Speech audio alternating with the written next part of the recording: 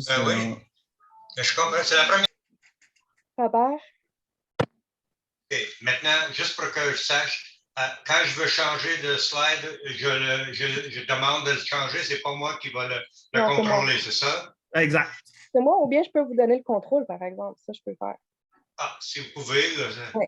Attendez-moi un petit peu. Oui. Je pense que c'est Louis qu'il faut qu'il donne le contrôle. Parce que c'est lui là. Ouais, moi, je peux pas non plus. Je pense qu'il faut que ce soit Louis. Louis?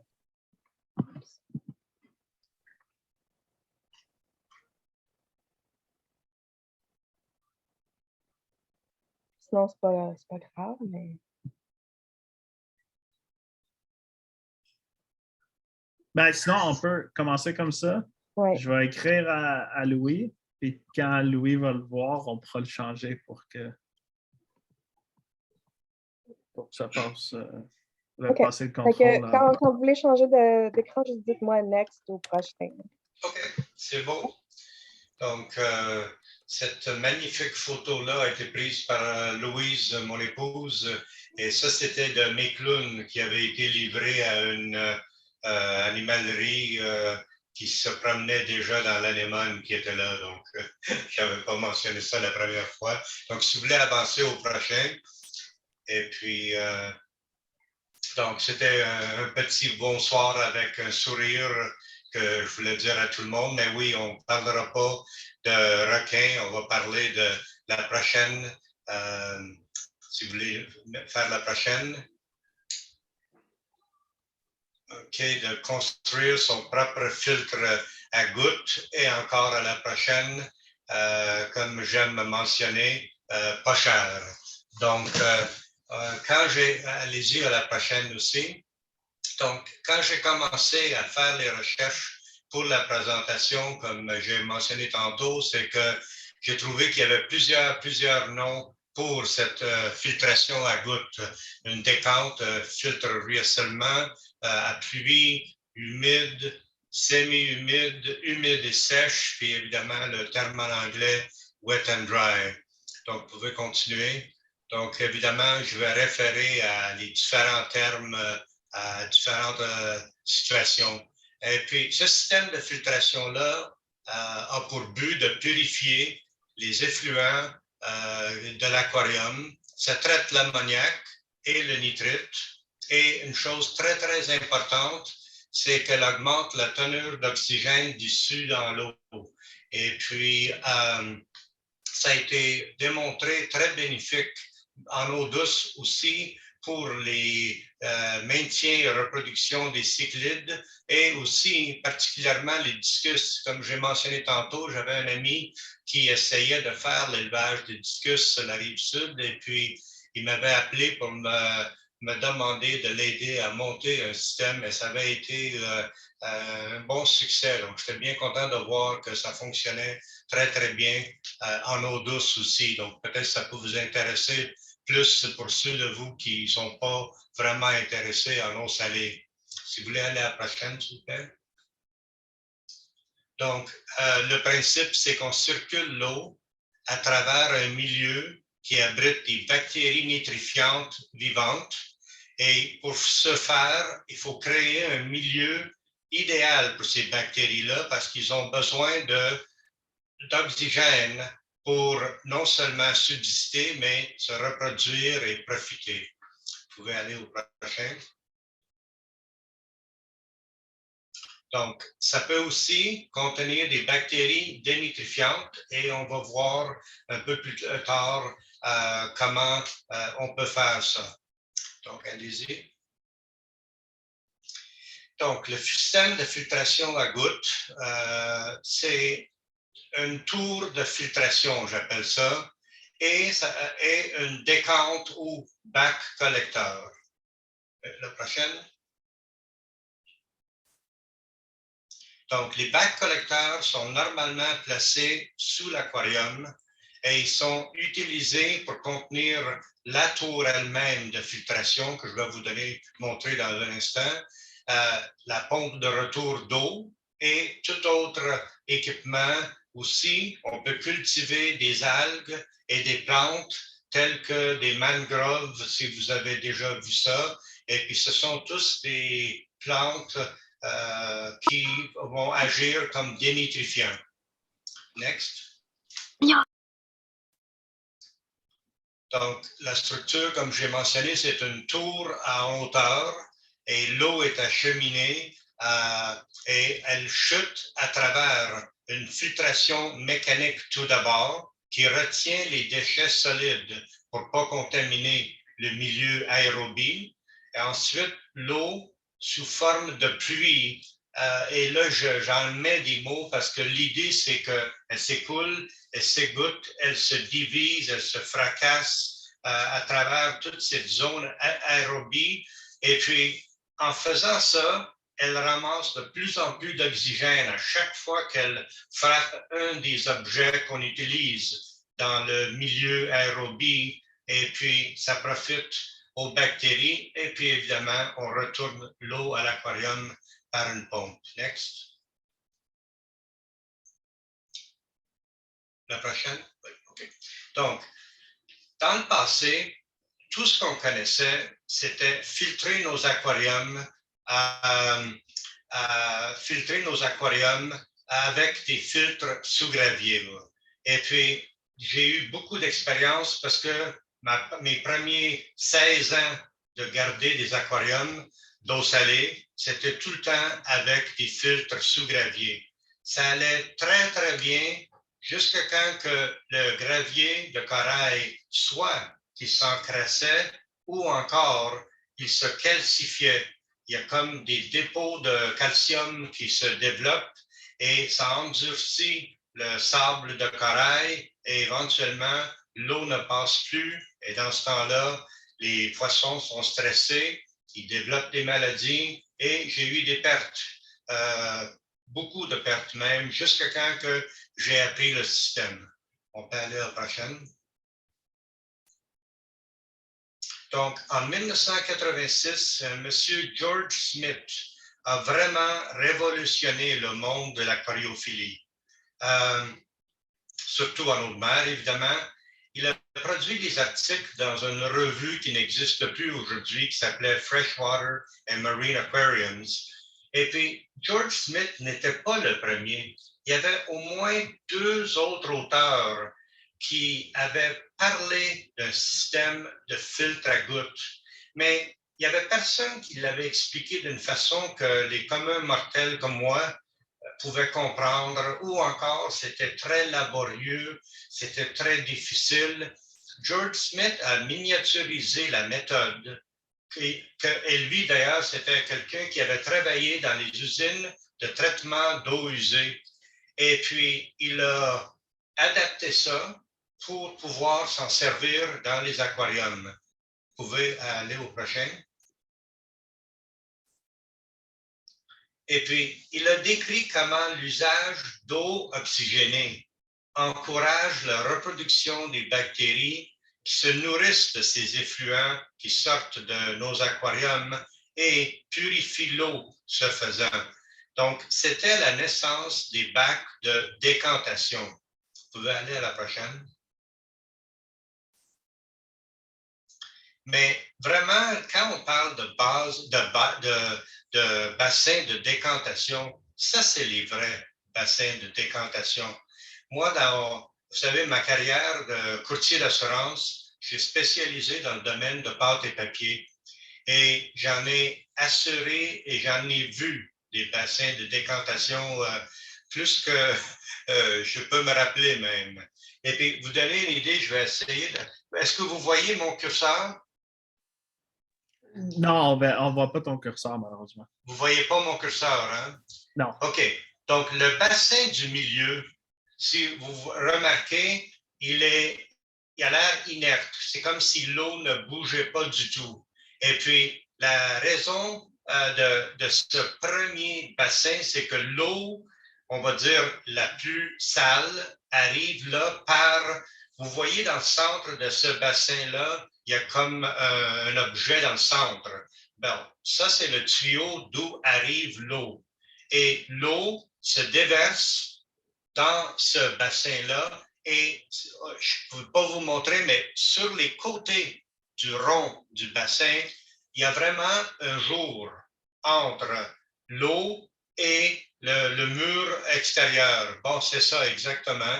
Donc, l'eau, qu'est-ce qui se produit? C'est que les dépôts, les gros dépôts tombent dans le fond et ils sont enlevés avec un genre de râteau qui passe dans le centre et l'eau relativement propre, on va dire, entre mots, pas de déchets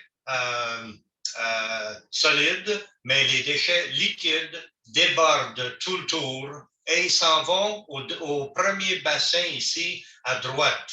Et là, vous pouvez voir exact qu'il y a plein d'actions. Il y a de la mousse, c'est parce qu'il y a de l'oxygène et même beaucoup des usines que j'assurais utilisaient des génératrices d'oxygène pur pour encourager le maximum de bactéries qui se nourrissent de ces effluents-là et en même temps, évidemment, clarifient l'eau. De là, comme vous pouvez voir, ça peut aller à d'autres bassins, celui qui est directement en arrière à droite, c'est ça, celui-là, et il continue d'un bassin à l'autre, Puis la dernière petite histoire, je vais vous dire, sur le domaine de pâte et papier, une des usines que j'assurais au Wisconsin, ils prenaient leur eau d'une rivière qui était tellement polluée que quand l'eau passait à travers l'usine, malgré les travaux qu'ils font et on va dire l'eau polluée, quand ça passait par les bassins, leur bassin, et l'eau ressortait 1 000 plus bas sur le courant d'eau, l'eau était plus propre que où elle rentrait. Donc, ça peut vous donner une idée de l'efficacité de ces systèmes-là. OK, vous pouvez aller à la prochaine. Donc, ce système-là de décantation, souvent, c'est utilisé pour les étangs. Mais évidemment, que ce soit les bassins que je vous ai montrés avant ou ceux-là, quand on a un aquarium comme moi dans mon sous-sol, on n'a pas la place pour mettre des seaux de décantation parce que ça prend trop de place, évidemment, autre que les étangs où on fait ça à l'extérieur. Vous pouvez avancer. Donc, nous, ce qu'on va faire, c'est qu'on n'a pas cette place-là, donc on va recréer les mêmes conditions, mais verticalement et évidemment beaucoup plus petit. Vous pouvez continuer. Et puis, je vous montre une simpliste tour de filtration. J'appelle ça parce que l'eau arrive d'en haut et se déverse à travers ce qu'on va parler. Et puis, éventuellement, elle s'en va de le côté opposé de la tour de filtration où il y a une pompe qui remonte l'eau à l'aquarium pour que le cycle continue. Vous pouvez changer de slide. Donc, il faut que l'eau, évidemment, de l'aquarium déborde par un trop-plein, un surverse, appelez-le comme vous voulez, ou même un tuyau trop-plein. Et ensuite, cette eau-là est dirigée à la tour et la décante, et l'eau traverse à travers cette zone, une zone aérobie où l'eau subit le processus de purification pour être traité et retourné à l'aquarium. Je pense que je me suis répété un petit peu trop avec l'autre slide. Vous pouvez continuer. Donc, ça, c'est un exemple d'une boîte de débordement attachée à l'extérieur de l'aquarium. Ça, c'est collé. Le découpage, il y a un découpage dans la vitre qu'on peut voir. J'ai mis des flèches pour montrer que l'eau déborde lorsqu'elle atteint ce niveau-là où c'est découpé. Et puis, il y a un peigne, évidemment, pour protéger que les poissons ne passent pas dans le trop-plein. Et puis, de là, vous pouvez changer de slide. Et puis, un autre exemple, c'est ceux que moi j'ai utilisés dans 3 de mes systèmes. C'est un trop-plein à l'intérieur en coin. J'avais un aquarium percé, comme vous pouvez voir par la flèche du bas.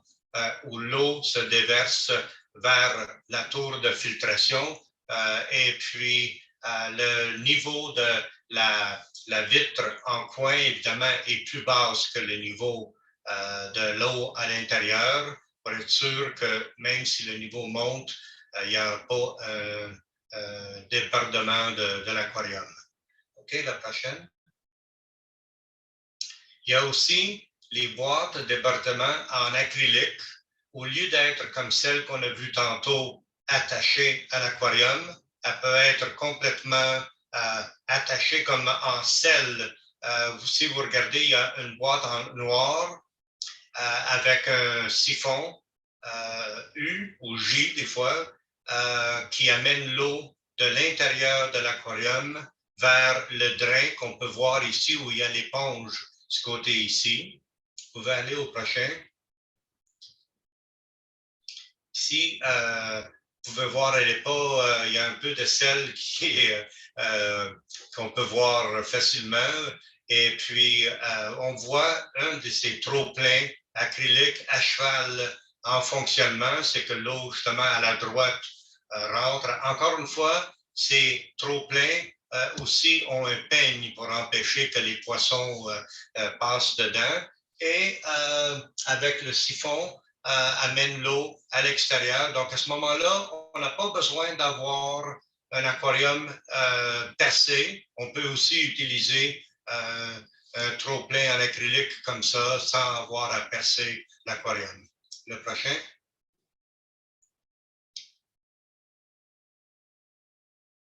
Robert, j'ai une question pour toi. Oui. Les boîtes qu'on met à l'extérieur avec les trop-pleins, si, mettons, on manque de courant ou quelque chose, est-ce que tu perds ton siphon et quand le courant repart, c'est terrible ou ça se garde? Excellente question, Hugo. Merci. Regarde, justement, merci d'avoir, Myriam, d'avoir remis le slide, celle-là. Si tu regardes, qu'est-ce qui est important, c'est que le siphon, je ne peux pas vous le montrer, mais à côté de l'éponge jaune, il y a un petit, c'est ça, un peu plus en arrière, on voit de l'eau. En arrière de l'éponge, c'est ça. Là, on voit de l'eau. En d'autres mots, le bec du siphon U, il est tout le temps en dessous du niveau d'eau. Donc, quand la pompe arrête, l'eau va monter dans les deux niveaux, mais pas plus que peut-être, évidemment, c'est placé là, peut-être un demi-pouce, mais elle reste là. Une fois que le courant repart, le siphon repart parce que les niveaux d'eau montent sur le piège, la boîte acrylique à la droite et le siphon reprend. Donc, c'est très, très, très fiable. C'est vraiment, c'est pas, j'ai jamais eu de problème avec ça. Ah, super, merci. OK? Donc, on peut aller au prochain. Et puis, ça, c'est une autre façon. C'est un trop-plein en colonne ou en tuyau, appelez-le comme vous voulez, mais c'est sûr que c'est un aquarium percé. Dans mon cas, moi, ici, on voit mes petits clowns dans un des aquariums. J'avais fait percer l'aquarium à peu près à 3/4. Comme ça, j'avais le maximum libre en avant. Et puis, si vous regardez, soit sur les tuyaux que j'ai montrés comme exemple à la gauche, en haut de celui de droite, il y a une petite mèche, un petit plastique exact pour empêcher que les poissons passent dedans. Dans celui en bas, en dessous de mon aquarium, vous pouvez voir le haut. Et ce que j'ai fait, c'est ça exactement là. Ce que j'ai fait, j'avais fait des fentes dans mes tuyaux et j'avais collé du moustiquaire parce que dans ces aquariums-là, j'avais des alevins très, très petits. Donc, ils ne sont pas tellement brillants, ils passent très facilement par-dessus le tuyau. Donc, avec le moustiquaire, je les protégeais et ils ne passaient pas dans le système de filtration. D'ailleurs, à l'autre où cette eau-là se ramassait, je mettais tout le temps comme un chausson en polyester et j'en repêchais souvent dedans. Donc, heureusement, je ne les perdais pas. Vous pouvez aller à la prochaine. Donc, ça, c'est un de mes amis, Alain. Lui, il a monté, c'est une autre façon avec, encore une fois, des tuyaux. Et puis, ce qu'il avait fait, c'est qu'il avait percé son aquarium à deux endroits. Celui de gauche, ici, qu'on voit, d'ailleurs, avec la petite protection plastique en haut, exact. C'est où l'eau se draine, tombe dans le système de filtration. Et l'autre côté, c'est où l'eau remonte. Et d'ailleurs, on peut voir les bulles à la surface pour le courant. Et puis, c'est une autre façon de faire fonctionner d'amener l'eau et revenir de l'eau de la décante. On peut aller à la prochaine. Moi, ça, c'est un autre exemple. C'était ma surverse carrée. Et tant qu'à être, je vais vous montrer aussi, parce que l'aquarium est percé à la flèche de bas, vous voyez le tuyau qui amène l'eau à la tour de filtration. Si vous voulez aller à la prochaine, vous allez voir que ça, c'est ce que ça a l'air. C'était très simple. L'aquarium était percé, évidemment, et j'ai collé deux morceaux de verre en coin pour faire un quadrilatère, un carré. Et puis, évidemment, le haut de ce carré-là, encore une fois, est plus bas que le dernier niveau. Donc, l'eau ne peut pas déborder de l'aquarium, elle va tout le temps chuter dans le drain. Vous pouvez continuer. Donc, ce qu'on va faire pour vous montrer comment en monter un, c'est exactement de la façon qu'il faudrait faire pour parce qu'on commence vraiment du bas. On ne peut pas commencer d'en haut. Ça prend tous les éléments à leur place. Donc, je vous montre la tour, puis on va commencer par en bas. Allez à la prochaine. Donc, ça, c'est ce que j'appelle une décante simple. Et puis, vraiment, le mot, c'est utilité et pas beauté. J'ai pris 5 morceaux de verre et si vous regardez, surtout dans les deux coins, vous allez voir que les morceaux de verre ne sont même pas la bonne hauteur, c'est pas égal. J'ai juste pris, est-ce que vous pouvez montrer le coin gauche en haut? Voilà, juste là, vous voyez que j'ai simplement pris des morceaux de verre pour faire un mini aquarium qui va collecter l'eau. Et dans le centre, j'ai mis un morceau de verre qu'on va voir. L'utilité de ça, c'est d'arrêter le détritus qui peut sortir de la tour de filtration et où on va pouvoir le siphonner facilement avec comment est-ce qu'on appelle ça, les siphons qu'on met après le robinet, en tout cas, et puis simplement siphonner. Comment? Piton. Un piton, exact, merci. Et puis avec mon piton, j'enlevais n'importe quel dépôt qui se ramassait là et la pompe de retour, évidemment, ne ramassait pas ça pour retourner à l'aquarium. Vous pouvez aller à la prochaine. Je vous ai montré une simple, comme je dis, pas tellement élaborée. Bon, ben ça, c'est celle de mon ami Alain. Lui, il l'a fait vraiment élaborée. Puis là, Myriam, je vais vous demander de suivre de gauche complètement. Il y a, c'est ça, là, l'eau, elle descend dans cette section-là. Et si vous regardez en bas, exactement où vous êtes complètement en bas, vous allez voir que le morceau de verre il n'arrive pas au fond. Donc ça permet l'eau à passer en dessous. Là, elle remonte dans la deuxième section. Il y a une protection pour en cas qu'il y aurait des débris ou quelque chose avec ce grille-là. Et puis là, l'eau déborde dans la troisième section où tantôt, on va voir toutes les choses qu'on peut mettre dedans. Encore une fois, elle déborde en haut à la prochaine section. Le prochain morceau de verre, lui aussi, il ne touche pas le fond.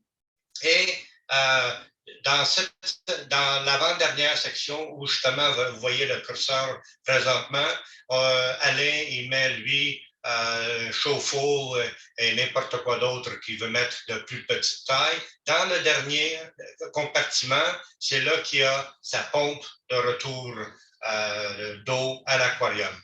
Donc, c'est une façon un peu plus élaborée de faire une décompte. Vous pouvez aller à la prochaine. Et puis, si vous ne voulez pas faire tout ce que je vais vous dire, vous pouvez toujours acheter une décompte toute faite. Vous voyez qu'elles sont faites en acrylique et puis ils viennent avec tous les morceaux que vous avez besoin. Donc, c'est une autre façon de contourner le tout. Allez-y au prochain.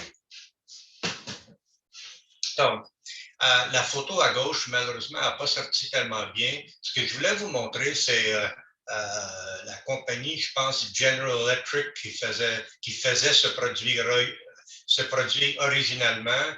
Je pense que maintenant, il y a des copies qui se font partout. C'est un panneau ondulé en plastique polypropylène. Et puis, moi, j'ai utilisé ça pour faire beaucoup que ce soit des divisions ou encore la tour de filtration. Celui-là, c'est pour mon aquarium de 125 gallons et la décompte était de 25 gallons, 24 par 12 par 20. Et puis, c'est simplement des feuilles de coroplast, comme on l'appelait dans le temps, collées dans les 4 coins. Et puis, pour faire, elle n'a pas besoin de supporter de poids. Je vais vous montrer à mesure, c'est simplement un enclos pour pas que l'eau coule à l'extérieur. Donc, vous pouvez aller à la prochaine. Et puis, donc, la deuxième chose qu'on a besoin après les 4 parois qui retiennent le tout, c'est des grilles qui vont soutenir, qui vont tenir tous nos différents composants qu'on va mettre.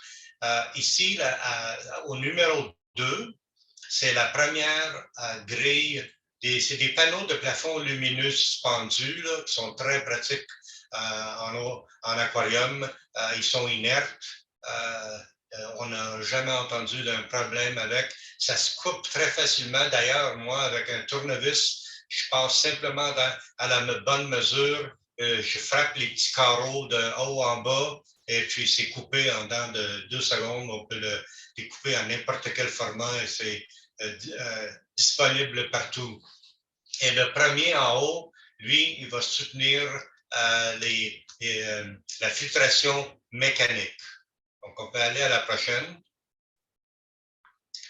Donc, la première grille que je vous ai montrée en bas complètement, que je pense avait le numéro 2, elle soutient le poids de tout le système de filtrant aérobie. Donc, je le mets avec un support de CPV et c'est le tuyau d'aspirateur.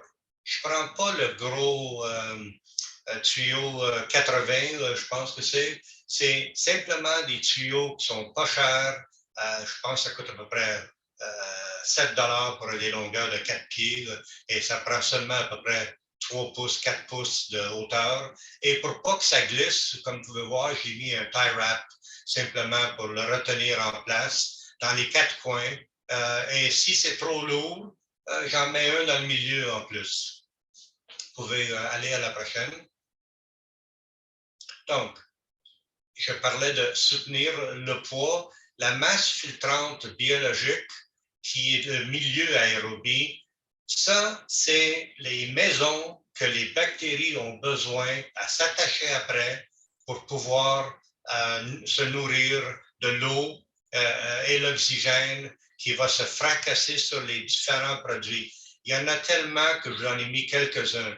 Des bioballes, des biosphères, des biobales, c'est comme tous des fils de plastique.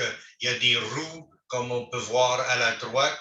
Et moi et Alain, on a même utilisé dans la photo du bas du centre, à part des bioballes, biobilles, des tampons à recurer en plastique. Si c'est grade pour la nourriture, c'est certainement pas nocif pour les aquariums. Et lui et moi, on n'a jamais eu de problème. Donc, on peut se servir d'à peu près n'importe quoi aussi longtemps que c'est inerte et ça ne se désagrège pas dans l'eau salée surtout. À la prochaine. Donc, une autre chose que j'ai utilisée dans 2 de mes aquariums, c'était, ils appellent ça DLS, qui veut dire Double Layer Spiral. C'est un maillage de plastique enlacé. J'ai mis une petite photo à côté du mot DLS. Et puis, avec de la ouate enroulée. Et puis, ce maillage-là, il retient très, très bien la ouate. Parce que vous savez, si on se servirait de la ouate de polyester seulement, elle s'affaiserait avec le volume d'eau qui tombe. Mais ce maillage-là, il le tient solide, comme vous pouvez voir. Et puis, il reste comme ça. Et puis, vous voyez qu'il y a ma flèche en bas. Il y a des supports.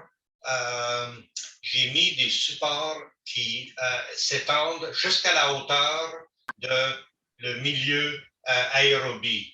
Et puis, ces supports-là, vous allez le voir, c'est pour supporter. Vous pouvez aller à la prochaine. C'est pour supporter, non, je reviens à ça ici, c'est que, non, je peux continuer, c'est moi qui s'est trompé. Est-ce que tu peux demander à papa c'est quand le Donc, ça, c'est un autre exemple de ce que j'ai utilisé pour un milieu aérobie dans un de mes plus petits aquariums.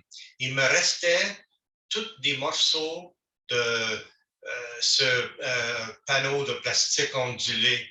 Et puis, ce que j'ai fait, c'est que je les ai coupés à 6 pouces par 4 pouces par 12. Je les ai toutes collées ensemble avec du silicone en laissant un petit jour entre. Et j'ai fait un petit calcul quand j'avais rien à faire. Et chacun de ces 2 blocs-là me donnait 14 000 pieds carrés de surface pour les bactéries. Comme vous pouvez imaginer, j'ai jamais eu de problème avec ces 2 blocs-là dans un de mes aquariums. Je pense qu'il y avait à peu près 50 gallons que ça filtrait, puis sans aucun problème. Donc, comme vous pouvez voir, on peut utiliser bien des choses. Allez au prochain.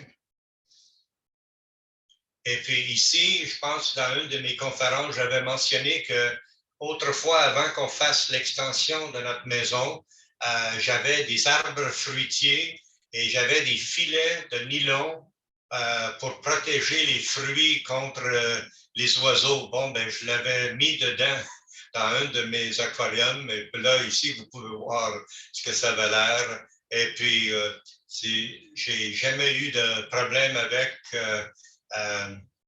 Donc, c'est encore une fois, c'est une autre des masses filtrantes qu'on peut utiliser. Allez au prochain. Ça, c'est le prochain morceau qui sera soutenu par ces tuyaux-là que je vous ai montrés comme support. En anglais, on appelle ça un drip plate, une plaque d'égouttage. Allez à la prochaine, ça va être encore plus facile à vous expliquer. C'est que justement, la plaque d'égouttage, elle repose sur les tuyaux que je vous ai montrés de CPV. Et c'est la plaque d'égouttage. C'est peut-être ça le plus gros travail qu'il y a à faire. C'est, on trace des lignes, comme vous pouvez voir, c'est assez facile, c'est tout droite. Et puis, à toutes les lignes, placées à 1 pouce l'un de l'autre, où les lignes se croisent, on drille un trou, on perce un trou. Et puis, ces trous-là font causer une pluie par-dessus le milieu aérobie. Plus qu'il y a de gouttes qui se brisent par-dessus les bioballes et tous les autres milieux, là, plus que les bactéries vont être en santé. Vous pouvez aller à la prochaine. Donc, ici, je vous montre celle de la plaque d'égouttage en haut, le coin en haut. Vous pouvez voir ce que j'ai fait, c'est que j'ai percé les trous et après, j'ai chauffé les coins et je les ai pliés. Je les ai pliés à peu près 1 pouce parce que justement, je veux pouvoir reposer la prochaine grille qui va soutenir le filtrant mécanique dessus. À la droite, vous en avez un petit carré. D'ailleurs, vous pouvez voir les lignes que j'ai tracées avant de les percer. Et quand j'avais presque fini, sur le coin en haut gauche, je pense que c'était le dernier trou que je perçais, j'ai pesé un peu trop fort et j'ai fendu le plexiglas, mais malgré ça, ça n'a pas besoin d'être parfait parce que l'idée, c'est que l'eau coule quand même à travers les trous plus qu'elle va couler à travers la petite fente. Et celle-là aussi, j'avais chauffé les coins et je l'avais remonté. Celui que vous voyez coin collé en bas, encore une fois où on voit les lignes que j'avais tracées avant de percer, j'ai collé simplement des petits bouts de coroplaste avec du silicone et ça fait le même travail. OK, à la prochaine. Donc, ça, c'est justement la plaque que vous avez vue avec les coins pliés. Et puis, si vous voulez aller à la prochaine, vous pouvez voir la raison que je fais ça, c'est que là, on peut mettre la grille de support qui supporte le milieu filtrant mécanique. Et puis, si vous avez remarqué, c'était justement le système de filtration où j'avais mis les deux blocs de coroplaste que j'avais fait moi-même. Allez-y à la prochaine.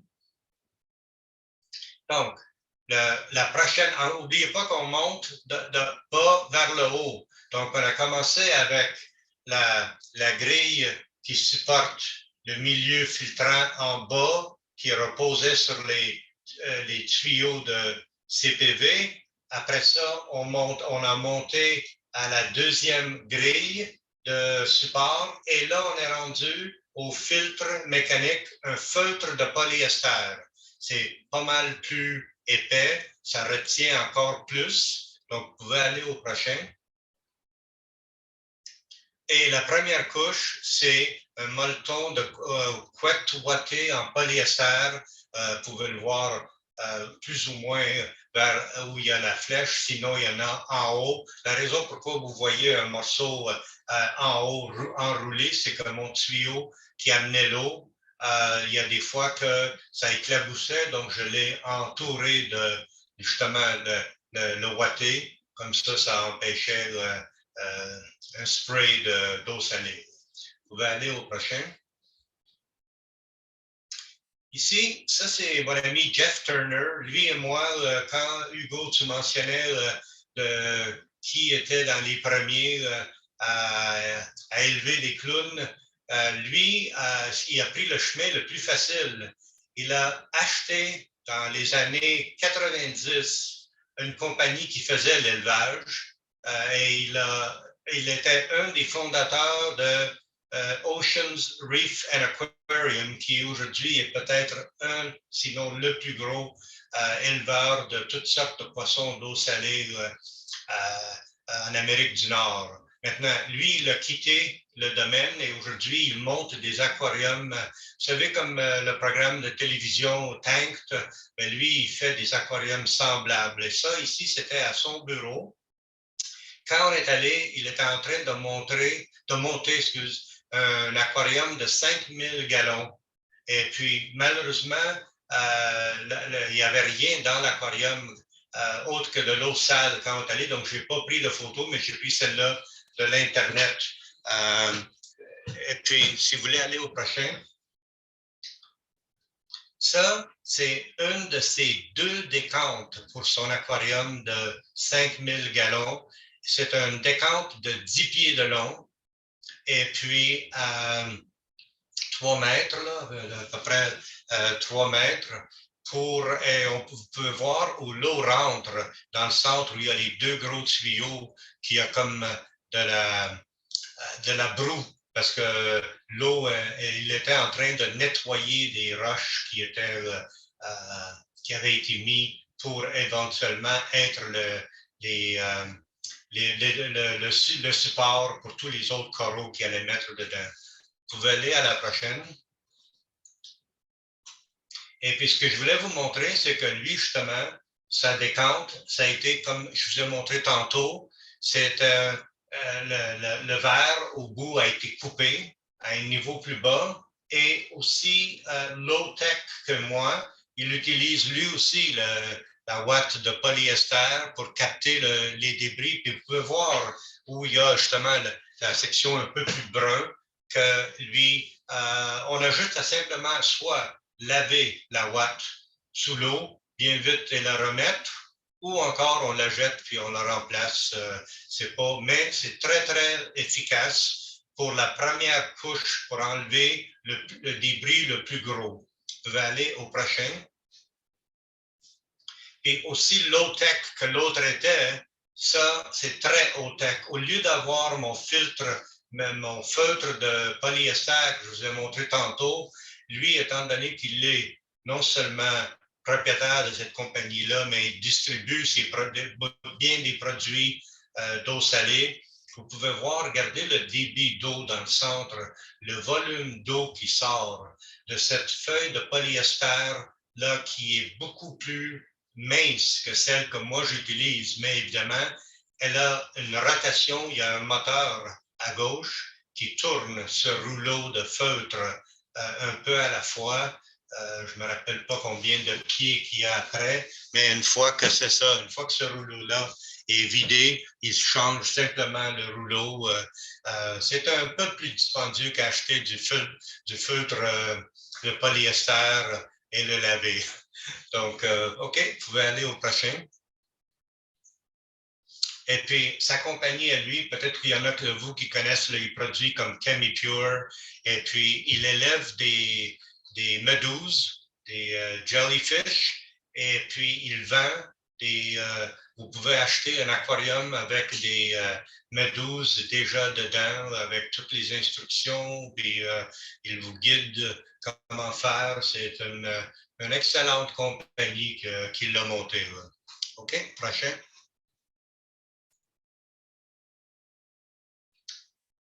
Donc, évidemment, on revient à notre tour de filtration.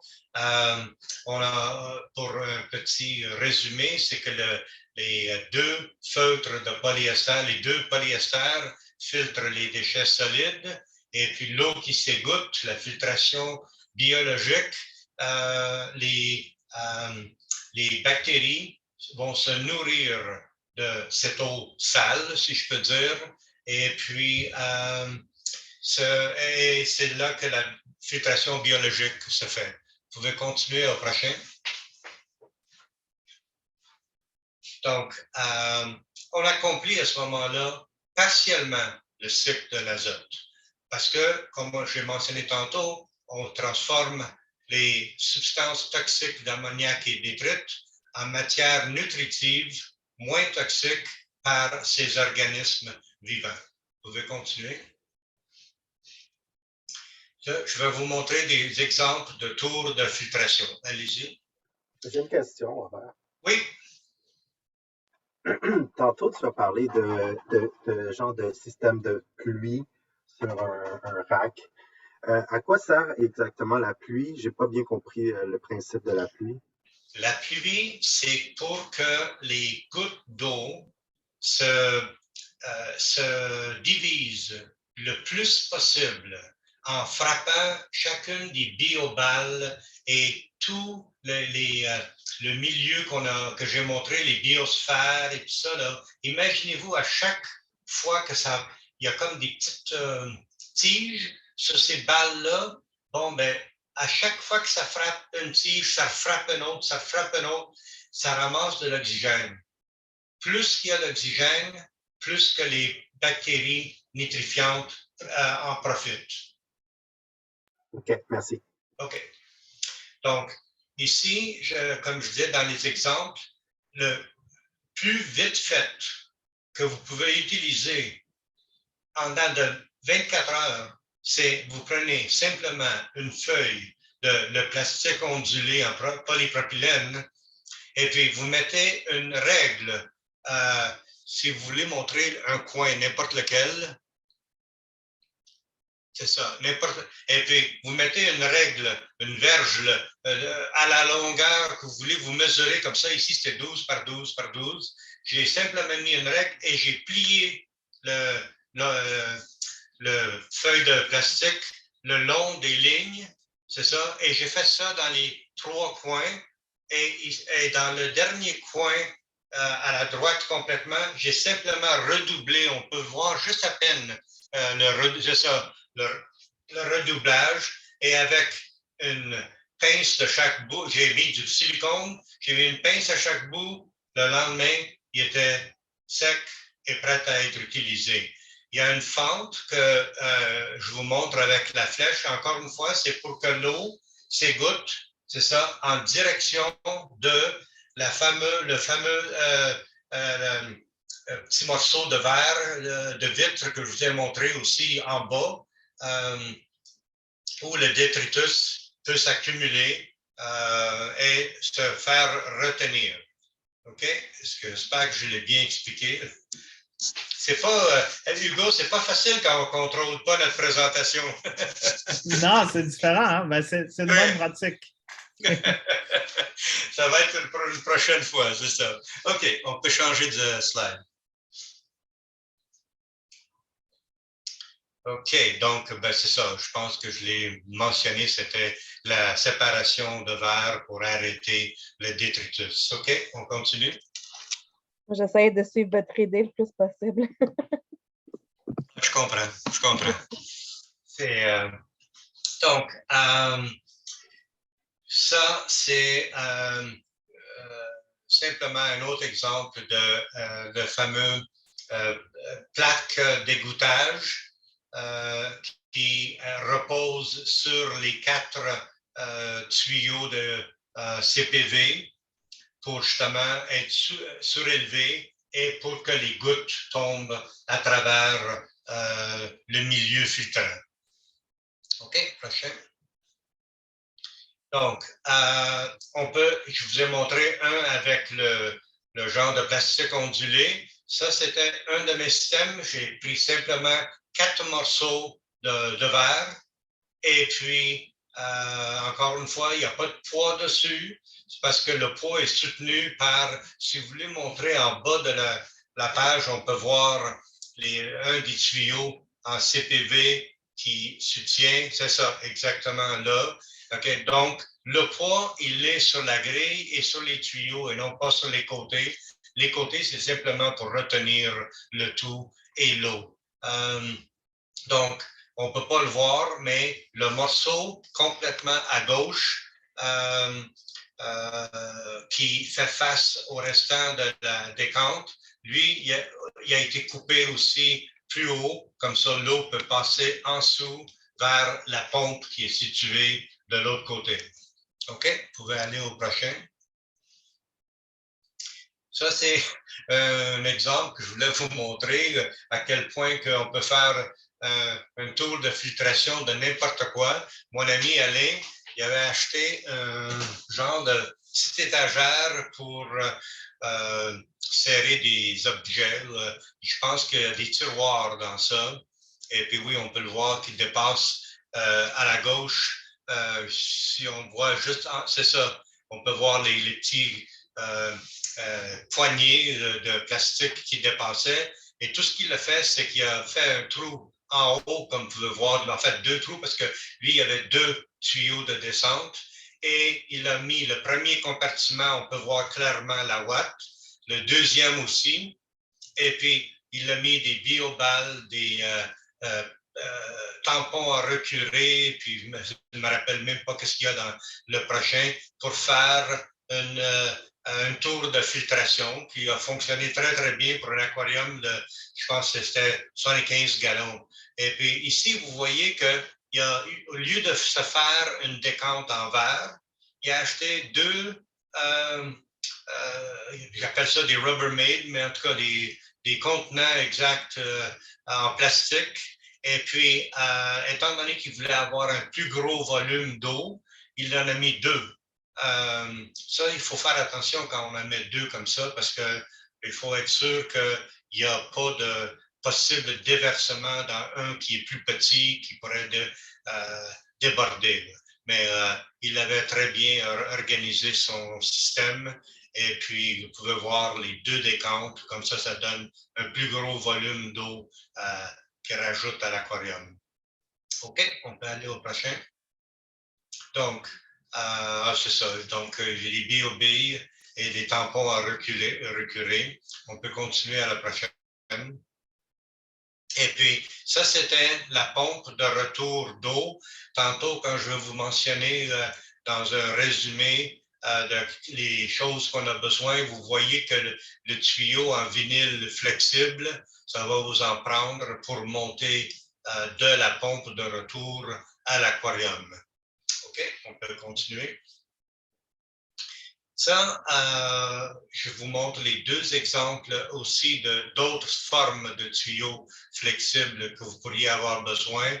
Celui de gauche amène l'eau à la décante et celui de droite remonte par la pompe de retour vers l'aquarium. Ça, c'est l'aquarium que je vous ai montré tantôt. Et ici, il y a une valve anti-retour. Ça, c'est quelque chose à regarder si vous avez un système, surtout comme Alain, avec au lieu de, comme moi, mettons, avec mon système de déversement en coin ou celui carré, une fois que le niveau d'eau arrive au niveau de la surverse, l'eau arrête. Si le courant arrête, l'eau ne peut pas descendre plus que ça. Mais dans le cas d'un aquarium qui est percé par en dessous, ça peut être grave, surtout s'il y a une petite fuite ou quelque chose. Donc, une valve anti-retour, c'est vraiment nécessaire à mettre dans ce genre de système. OK, on peut continuer. Donc, si là, je mentionnais qu'il y a un antivalve pour aller retourner à l'aquarium, mais il y a aussi un embout qui amène l'eau à l'aquarium en haut. Ça, il ne faut pas que l'embout soit, exemple, à 10 cm dans l'aquarium, parce que n'oubliez pas que quand la pompe va arrêter, il va resiphonner tout ce qu'elle peut absorber jusqu'à quand que l'air va casser le siphon. J'espère que ce point-là est compris parce que c'est très, très important. Et puis moi, mon truc était, étant donné que je mettais un bec en CPV, là, je faisais un petit trou à peine juste au-dessus du niveau d'eau, 2 mm en dessous du niveau d'eau, pour que si le courant arrêtait, le siphon arrête après avoir siphonné à peine 2 mm d'eau. Comme ça, il n'y a pas de désastre. Est-ce que ce point-là est clair? Ben, je pense que oui. Puis sinon, quand vous allez faire votre décompte, fermez le courant et regardez ce qui se passe. Puis si vous ne l'avez pas fait comme du monde, vous allez vous en rendre compte assez vite. OK, on continue. Donc, je vais le mentionner. Donc, évidemment, ça peut arriver quand le courant est coupé ou encore la pompe, ça arrive une tête motrice ou une pompe qui lâche. Ça m'est arrivé avec les années à plusieurs reprises. Ou encore un blocage imprévu. Vous savez qu'un clarky qui a sauté direct dans le drain et qui a bloqué le tout, là, ça a causé pas mal d'eau dans mon sous-sol. Donc, il faut être prêt pour tout et c'est pour ça que les grilles de protection sont tellement importantes. Et à la suite de ça, j'en avais mis par-dessus même le surverse, okay, avec un petit support pour être sûr que si quelque chose sautait en dehors, qu'il restait sur la grille et non pas dans le drain pour empêcher ça. Allez-y. Donc, comme tu as bien dit, Hugo, c'est que quand on monte le système, évidemment, c'est très important de regarder le niveau de toute l'eau que va être dans le système. Ici, c'était mon gros système avec une pompe extérieure qui pompait 2000 gallons à l'heure. Donc, elle changeait mon eau à peu près 4 à 5 fois par heure. Et puis, ce que j'ai fait pour être sûr que visuellement, quand je rentrais dans la pièce, que le niveau était à la bonne endroit, j'avais mis un tape rouge. Vous pouvez mettre une marque de crayon visible ou un Sharpie, quelque chose pour vous montrer que le niveau est tout le temps à la bonne, au bon niveau. Vous pouvez continuer. Et puis, comme j'ai mentionné, la règle générale pour ceux qui veulent faire quelque chose comme ça, c'est de circuler l'eau 4 à 6 fois par l'heure pour du volume de l'aquarium. Ça, c'est en eau salée. En eau douce, on peut aller 2 à 4. Donc, un bac de 40 gallons en eau salée, une tête motrice de 240 gallons à l'heure, c'est amplement. Et puis, le but est de passer l'eau le plus souvent possible sans que les poissons sautent en dehors, évidemment. OK? Vous pouvez aller au prochain. Donc, avant de passer à la dernière étape du cycle de l'azote, je voulais juste être sûr s'il y avait des questions sur l'aspect de l'aérobie.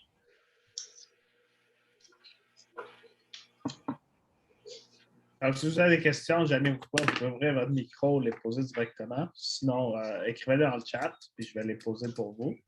Sinon, on va passer à la prochaine étape. OK, donc à la prochaine. Donc, on est rendu à l'étape où on a transformé l'ammoniac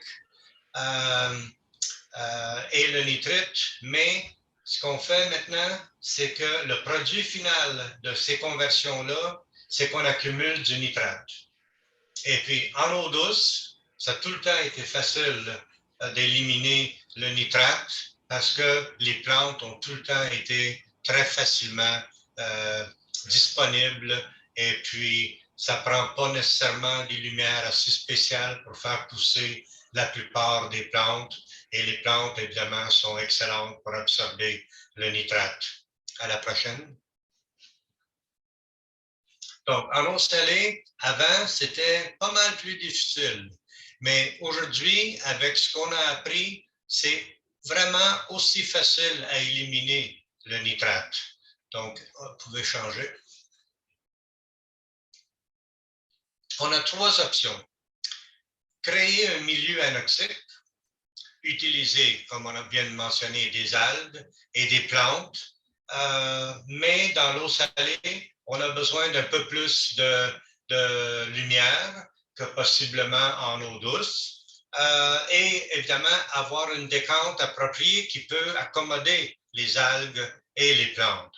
Et puis, le troisième, c'est produits chimiques, mais moi, je n'ai pas été un fervent des produits chimiques, donc je vais sauter cet aspect-là. Mais c'est disponible pour quelqu'un qui veut le faire. Vous pouvez aller à la prochaine. Donc, qu'est-ce que c'est une zone anoxique? Contrairement à la zone aérobie qu'on parlait tantôt, où on a besoin le plus d'oxygène possible, une zone anoxique, c'est une zone où il y a très peu ou pas d'oxygène. Il y a des bactéries qui profitent dans cet environnement-là. Et puis, ça, c'est ce que ces bactéries-là ont besoin. Et s'ils ont l'effluent qui arrive et circule, contrairement à le milieu aérobie, où l'eau circule, on va dire, rapidement, dans le milieu dénitrifiant anoxique, l'eau circule très, très lentement dans les fissures. On va continuer, puis je pense que ça peut être un peu plus clair. Allez à la... OK. Donc, qu'est-ce qu'on peut utiliser pour créer un environnement anoxique? Des coraux naturels. Les coraux sont très, très poreux. Il y a des milliers de petits canaux en dedans du corail qui fait qu'il n'y a pas d'oxygène ou très peu d'oxygène et ces bactéries-là vont s'établir là. Je suis sûr que la plupart de vous connaissent qu'est-ce que c'est le Siporax. C'est comme des petits tubes et c'est créé en verre et de cristaux de sel. Et encore une fois, il y a beaucoup de fissures dedans. Il y a les roches de lave qu'on peut utiliser et aujourd'hui, il y a plein de pierres artificielles poreuses qu'on peut utiliser aussi. Allez-y à la prochaine. Et puis moi, ça c'est mon exemple que j'ai en dessous de mon milieu aérobie. Il y avait des morceaux de corail. Vous pouvez voir, il y en a qui sont très gros, ils ont peut-être l'air petits, mais c'était des gros morceaux. Il y a de la roche de lave aussi. Et puis, ça fonctionnait très bien pour absorber le nitrate. OK, on continue à la prochaine. Les pierres artificielles, vous pouvez voir, il y a plein disponibles sur le marché. Et d'ailleurs, ils annoncent même que c'est utilisable pour l'eau douce, pour les étangs et l'eau salée aussi. Allez-y, à la prochaine. Ça, c'est une autre compagnie. Eux, ils disent que leur brique, elle est environ 100 000 pieds carrés de surface utilisable. Et puis, je ne sais pas si sur l'image, ça sort bien, mais sur le dessus, il y a comme une petite neige blanche. C'est comme, mais effectivement, c'est du soufre. Et cette brique-là, elle contient du soufre. Le soufre encourage encore plus la colonisation de bactéries dénitrifiantes. Donc, c'est des bons produits qui fonctionnent. On n'a pas besoin d'aller aussi fancy que ça, comme j'ai mentionné, mais c'est très facilement disponible. Donc, on a beaucoup de moyens pour réduire le niveau de nitrate, contrairement à ce que je faisais avant, qui était toutes mes fins de semaine, je faisais des changements d'eau à tous mes 5 systèmes. Donc, j'avais mes samedis et dimanches étaient pas mal remplis avant de pouvoir réussir avec ces choses-là. Allez-y au prochain.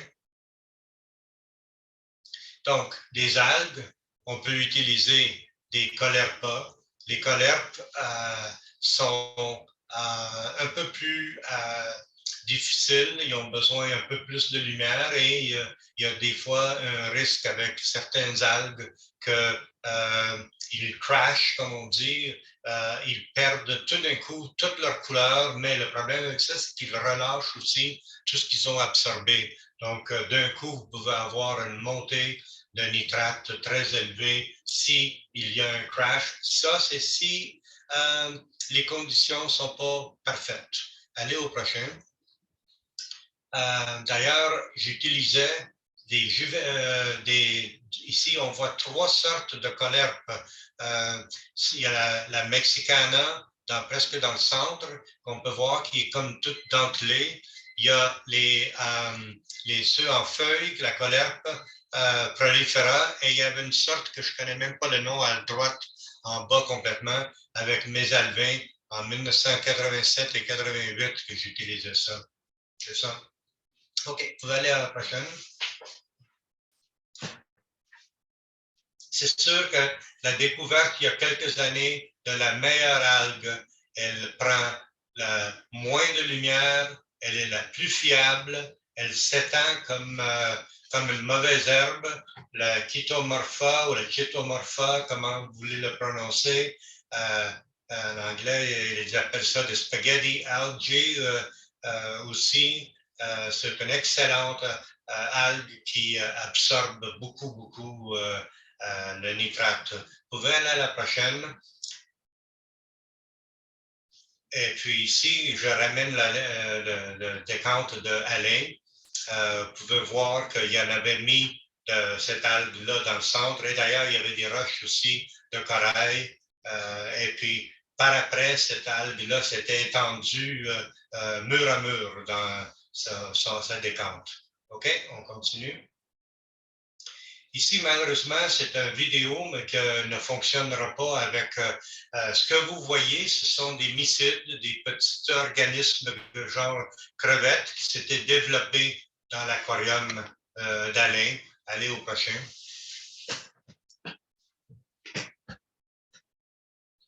Et puis ça, c'est un décompte à un autre ami, Christian, Et puis, vous pouvez voir combien, ici, il y a 3 sortes d'algues dans sa décompte et par contre, il a de la lumière DEL qui évidemment fait profiter extrêmement bien les plantes. Allez à la prochaine. Et puis, vous pouvez voir qu'est-ce qui s'est développé. On voit la colerte, on voit difficilement les autres sortes d'algues, mais il y en a 3 sortes différentes. Ça, c'est des plumeaux. Ce sont des vers qui font des colonnes. Peut-être que vous avez vu ça, ils se ferment aussitôt qu'il y a quelque chose à se nourrir et ils s'ouvrent aussitôt que la nourriture où ils veulent manger encore. Et puis regardez comment ça s'est établi. Ça vous montre le volume de plancton qui s'est développé dans sa décompte. Donc, pour quelqu'un qui garde des coraux vivants en plus, ces organismes-là de plancton, ça nourrit aussi les coraux parce que la pompe éventuellement va en aspirer et va en amener dans l'aquarium. OK, allez-y à la prochaine. Donc, pour faire un résumé, on est presque fini pour ceux de vous qui souffrent. De qu'est-ce qu'on a besoin? Allez à la prochaine. Donc, il faut faire le choix pour le trop-plein ou le surverse, soit un aquarium percé avec un drain, percé avec un tuyau ou colonne montante, ou une surverse extérieure, que ce soit une boîte de débordement en acrylique, que ce soit collé ou que ce soit simplement à cheval, comme je vous ai montré. Donc, ça, c'est le choix que vous avez à faire. Après ça, prochaine colonne, la prochaine slide, s'il vous plaît. Donc, la décompte ou le bac collecteur, vous pouvez vous faire un aquarium. Moi, j'ai utilisé du 3 mm. Et d'ailleurs, ce que j'ai fait, c'est que j'ai été à les compagnies qui changent les vitrines. Et puis, j'en avais trouvé un, genre grossiste, dans le bout de Ray Lawson. Et j'avais été les voir, puis j'avais dit, je voudrais avoir parce que des fois, ils gardent du verre d'occasion, des gros morceaux qui ont brisé, mais ils peuvent les recouper. Et puis, il avait été assez gentil, qu'il m'avait même dit, quelle grandeur tu veux les avoir? Et puis, je me les avais coupés, me les avait donnés sans même me charger. Donc, il y a moyen de le faire pas cher. Ça va vous prendre du silicone pour que ce soit du coroplaste ou du verre. Le silicone, c'est important. Vous pouvez acheter du tout fait, des contenants style Rubbermaid. Vous pouvez utiliser un vieil aquarium ou encore, vous pouvez acheter une décompte neuve ou même usagée par quelqu'un qui ne s'en sert plus. Allez à la prochaine.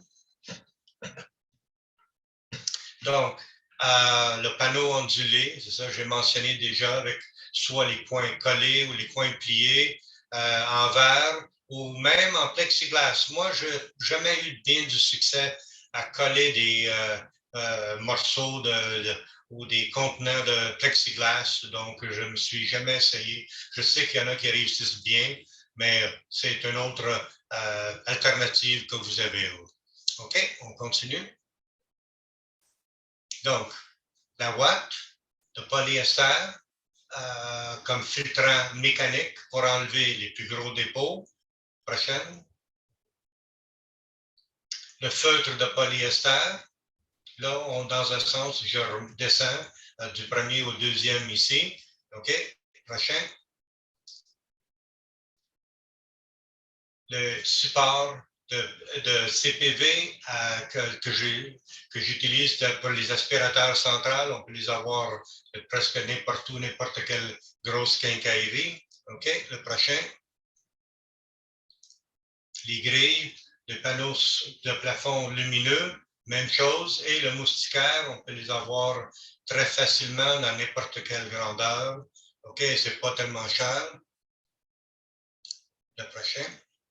Donc, les bioballes ici, il faut regarder qu'est-ce que vous pouvez avoir qu'est-ce que vous préférez, DLS, BioBale, BioB, il y en a une multitude de choix. Allez-y.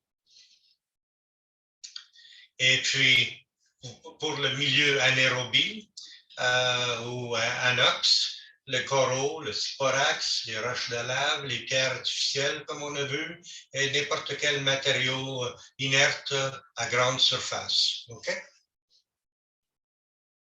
Donc, les algues aussi. Prochain.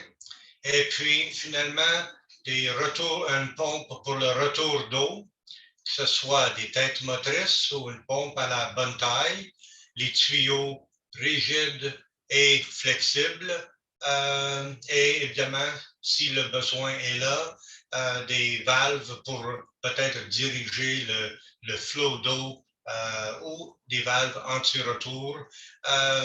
J'essaie de regarder qui a les meilleures conditions et des fois, pour certaines de ces choses-là, comme les valves, Club Piscine est peut-être meilleur que les grosses quincailleries. Après ça, bon, ben voilà. Donc, je suis rendu aux dernières questions. Donc, je vais aller à la dernière slide aussi, s'il vous plaît. Merci de l'invitation et puis je serai prêt à répondre à vos questions. Merci beaucoup. Merci, Robert. C'était super intéressant. Si quelqu'un a des questions ou planifie à se construire justement une décompte, ben, gênez-vous pas pour poser des questions. Je vais vous laisser quelques minutes pour voir si vous avez des questions. Je pense qu'ils sont figés, Hugo. Ouais. Sinon, moi, je me demandais, tu sais, quand tu mets ta partie anoxique, oui. Dans le fond, elle était au fond de ta tour, mais pas dans le bassin. Exact. OK.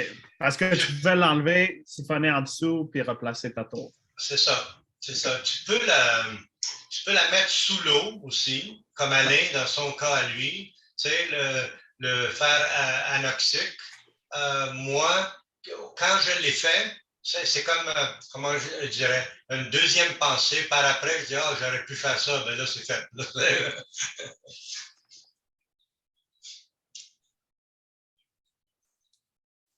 Puis dans les poissons clowns que tu as mis là, à la fin, ça, c'est les tiens? Oui, oui. Il y en avait combien dans cette petite boule-là? Oh mon Dieu, je ne peux pas te dire. C'est parce que ça, c'est. Tu vois-tu la lumière qui est plus brillante par en haut? C'est parce que je m'apprêtais à leur donner à manger. Puis ils apprennent la routine. Hein?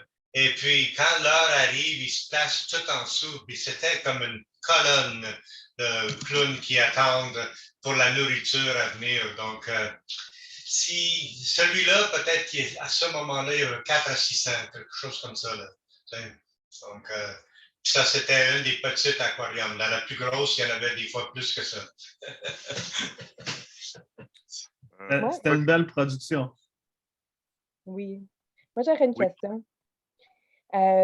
Donc, moi, personnellement, je veux dire, la plus grande aquarium que j'ai, c'est une 90 gallons. À quelle grandeur de bac est-ce que ça vaut vraiment la peine d'aller en décompte versus prendre un filtre mécanique qui est sur le marché?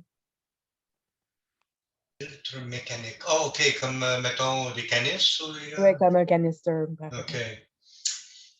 Tu sais, c'est une bonne question. Je pense que je regarderais beaucoup plus à savoir est-ce qu'ils sont efficaces, ces systèmes de filtration que vous utilisez pour un aquarium de 90 gallons. Parce que une décompte ou un wet and dry comme ça, c'est très, très efficace.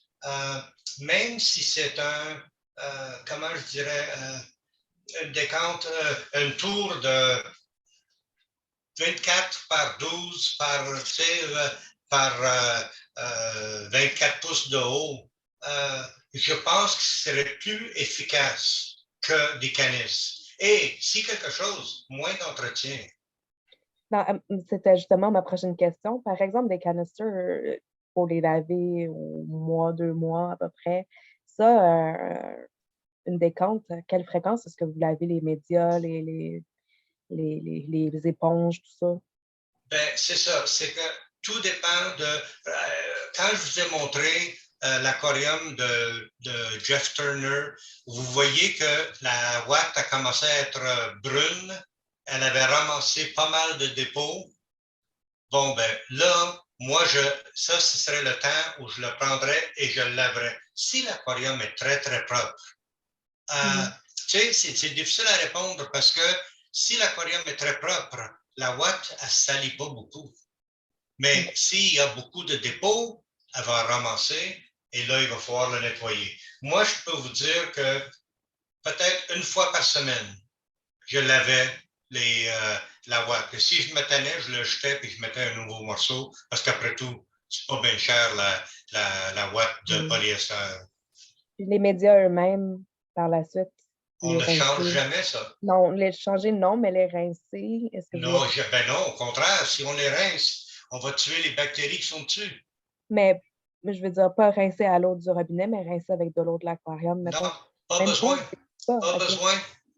Parce que si les deux polyesters, la ouatée là, et le feutre de polyester empêchent les solides à se rendre aux médias, au milieu anaérobie, les biosphères et tout ça, ça reste propre. Il y a pas de, ils accumulent pas de saleté.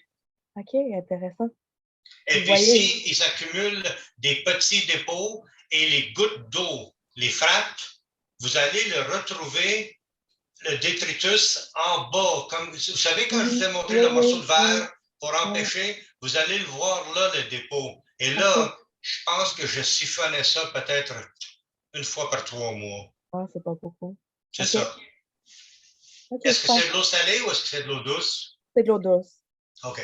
C'est de l'eau douce. C'est des bêta femelles en majorité. Donc, c'est pas très sale. Bon, ben c'est ça, là. Donc, à ce moment-là, ça peut être un moyen de faire moins de travail. Exact. Merci beaucoup. OK. Une autre petite question. Ah, parfait, vas-y.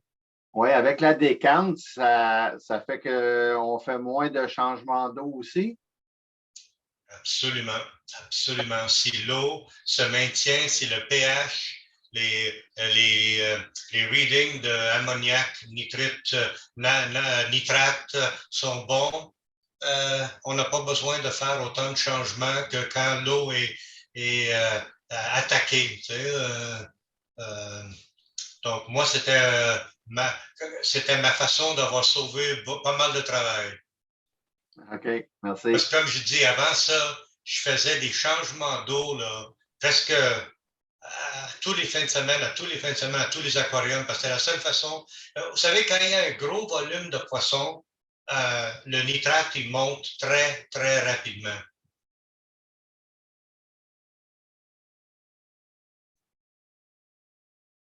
J'ai une question de Denis qui demande est-ce que les aquariums doivent être absolument percés pour faire une décante ou est-ce qu'il y a le moyen de le faire sans avoir besoin de la percer?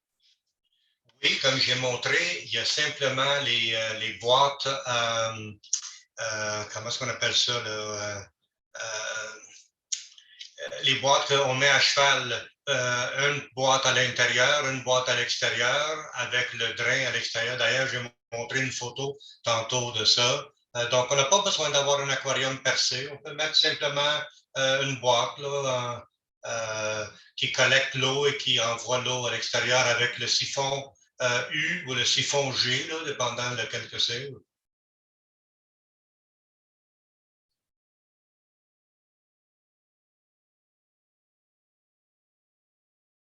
Je t'envoie un exemple dans le chat à tout le monde. Là. J'étais curieux avant, je ne sais pas si avant c'était moins cher, mais c'est le Overflow Box, c'est au moins 150$ et plus chacun. Ah oui, hein? Ouais. C'était, je te le jure, c'est comme 5 fois le prix, je veux dire. Parce que l'Overflow Box, il est en plexiglas moulé, fait que même moi, quand j'en avais acheté une pour ma 90 gallons, quand j'avais en eau salée, elle m'avait coûté ça 200. Ah oui, hein? Ben, regardez. On parle des années 85, 89. Ben, moi, de mes 5 systèmes, 4 étaient percés. Un ne l'était pas. Et celui-là, j'utilisais ce que j'avais fait, c'est que, et ça, c'est quelque chose, si vous êtes le moindrement bricoleur, moi, ce que j'ai fait, c'est que j'ai collé 3 morceaux de vitre, comme une petite cage, si on veut, après mon aquarium.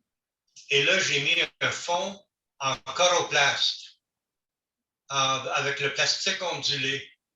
Je l'ai percé, j'ai mis comme un genre de washer, comment est-ce qu'on dit ça, là, pour être sûr que ça ne coule pas. Et j'ai connecté un tuyau après. Et je me suis servi de ça comme surverse au lieu de même en acheter un. Donc, je l'ai fait moi-même. Ouais, c'est une très bonne idée, en fait. Le faire en verre, là, ça ne coûtera pas une fortune. Là. Mais C'est non, juste de te faire un modèle, t'en fais une en verre, puis ça coûte de la vitre, des petits morceaux de vitre scrap, puis du silicone. Là. c'est ça.